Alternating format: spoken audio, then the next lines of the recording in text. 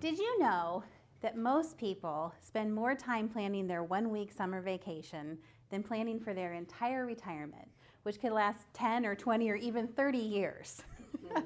You know what I'm talking about. Researching the best hotels, finding a great flight price, scoping out the fun things to do when you're in the location that you're vacationing.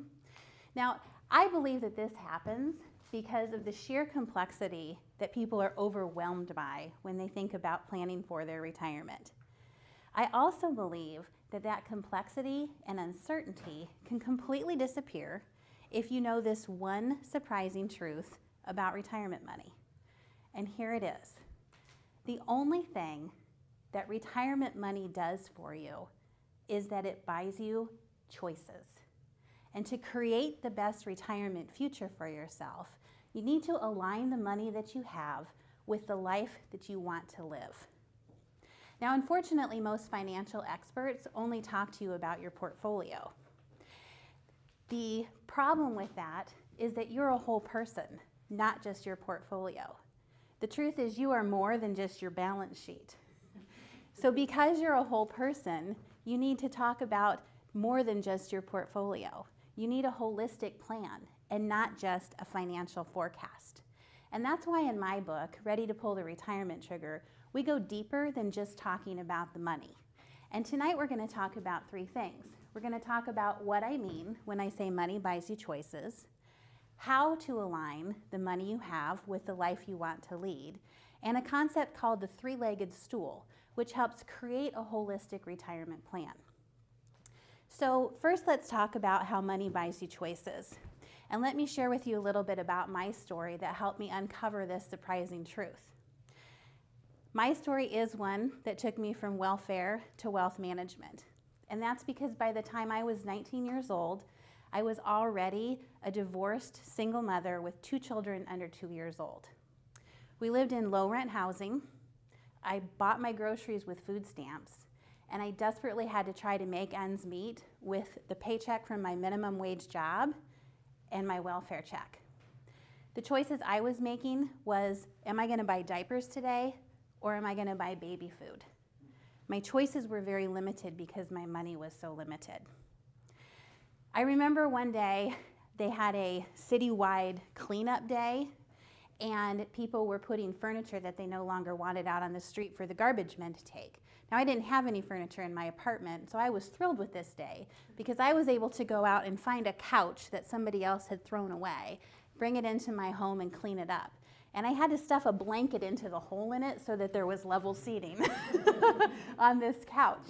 And I decided in that moment that I wanted something better for myself. I wanted something better for my children. I didn't want to let the fact that I had been a pregnant teenager dictate the entire rest of my life. I didn't want to be that statistic. So I made a key decision at that point. I decided that I had to learn how money worked in order to get myself out of that hole. So I went back to school. During the day, I was working my job and I was taking care of my children. And once I tucked them into bed at night, I put my nose in a book. And this was hard. And it took a long time. I think I was tired for about 5 years. But along the way, I learned some really important things about money. And what I learned is this, is that when your money is limited, your choices are very limited. And when you have more money, you can choose to fund the choices that matter the most to you to create the life that you want to live. Simply put, the more money you have, the more choices you can afford to make.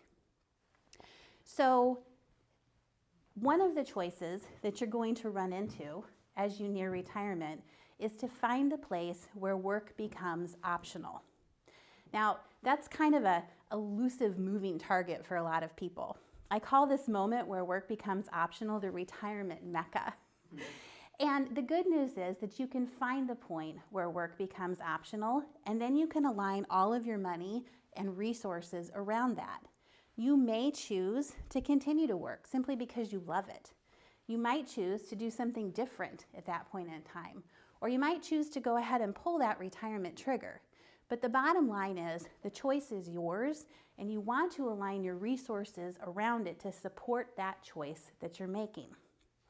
Now, retirement today has a lot of choices. Some people are reinventing themselves. Some people are starting new businesses. The retirement today is very different than the retirement of your grandparents, where their whole thing was, let's just sit on the front porch and watch the world go by. But now, people are doing exciting things. People are starting businesses. People are traveling the world. And the choices that we have to make in retirement now are just different than what they used to be. So how do you align your money with the life you want to lead? It starts with asking yourself two very specific questions. First of all, how do you want to feel? And second of all, what do you want to spend your time doing? Let me give you an example. I was working with some clients. Her name was Helen. And during our first meeting, which we call a value assessment meeting, we were talking with her about what do you want your retirement to look like and how do you want to feel? And we came to the conclusion that she wanted to feel connected, creative, and generous. And those were the things that were important to her as she moved into retirement. Now, Helen was married, so obviously she wanted to feel connected to her husband. And as we were talking about their retirement, we uncovered that they had different perceptions about what the day-to-day life in retirement was going to look like. They'd both worked all their lives, and now they were going to retire at about the same time. And we learned that there was this difference in perceptions when he made the comment, well, you know, we're both going to be home a lot during the day, so I suppose I figure that Helen will probably make me lunch every day. And her perception was, excuse me, you think what? So they had to think about what life was going to look like in retirement together because they weren't used to spending that much time together at home. The second thing that she wanted to be connected about was with her grandchildren. She had grandchildren that lived across the United States. So we aligned money inside her retirement budget to be able to travel twice a year to go see her grandchildren. That's the connected part. The creative part is that Helen was an artist. And so inside her retirement planning, we budgeted money for art supplies and for gallery exhibition fees. But the other thing that we did was when we talked about the idea of them downsizing their residence, we made sure that they knew they needed to find a place that was big enough for her to have an art studio so she could continue that important creativity piece that really fed her soul during retirement. The last piece of the retirement puzzle for her was the generosity. Helen had grown up very poor, and she had a passion for making sure that people in her community didn't go hungry. So we, of course, included some monetary donations in her retirement budget for the local soup kitchen, but we also spent time talking about how she would want to volunteer several days a week at her local soup kitchen because that was going to be the way that she showed her generosity and impacted her community. So you can see how, thinking along the lines of connected, creative, and generous, we were able to align Helen's retirement with the life that she wanted to lead going forward. Now, let's talk a minute about this concept called the three-legged stool.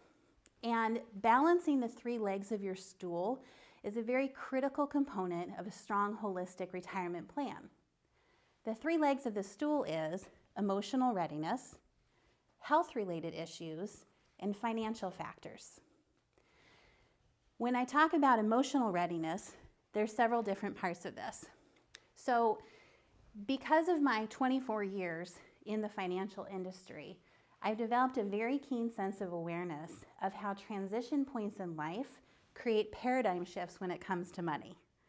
And let me tell you, there is a big shift in retirement when it comes to money.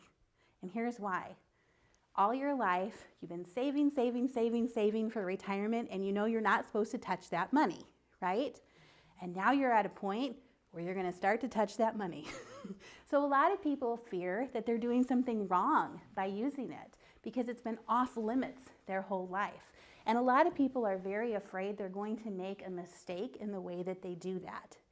So that's part of your emotional readiness, is working through that transition from saving to spending, and from going through that shift and understanding what the money's purpose is now at the point you are in your life, okay? The other part of the emotional readiness is determining how you want to feel in retirement and thinking about what you want to spend time doing. Those are the components of the first leg of the stool. The second leg of the stool is our health-related issues. You have to figure out the health insurance side of things. You have to understand how Medicare works, and it's very complex. There's long-term care issues to consider, and unfortunately, either you or your spouse might go through some type of chronic health issue during retirement. So planning for those is part of a strong holistic plan, and that's the second leg of our stool. Now the third leg of the stool is the financial factors. This is where the money does come into play.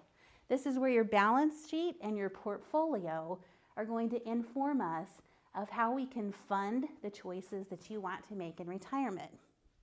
This is where we want to know what money's coming in so we know how we can afford the choices you want to make. And this is how to take your portfolio and transition it into strategic income streams so you can fund the choices that matter most to you. This is also where you want the focus of your investments to shift to protect and grow, not just growth. So those are the three legs of your stool: emotional readiness, health-related issues, and financial factors. And balancing all of them is the most important thing to be thinking about. Focusing on one while ignoring the other two does not create a strong holistic plan. The strength of a holistic plan is balancing all three. So in summary, the surprising truth is that the marker of a good retirement plan is not just about having the money that you want, it's about having the life that you want. Because remember, all that money really does for you is buy you choices. So align the money you have with the life that you want to live. So in conclusion, I want you to ask yourself this one question. What choices do you want to make that create the best retirement life for you? Take time to think about that.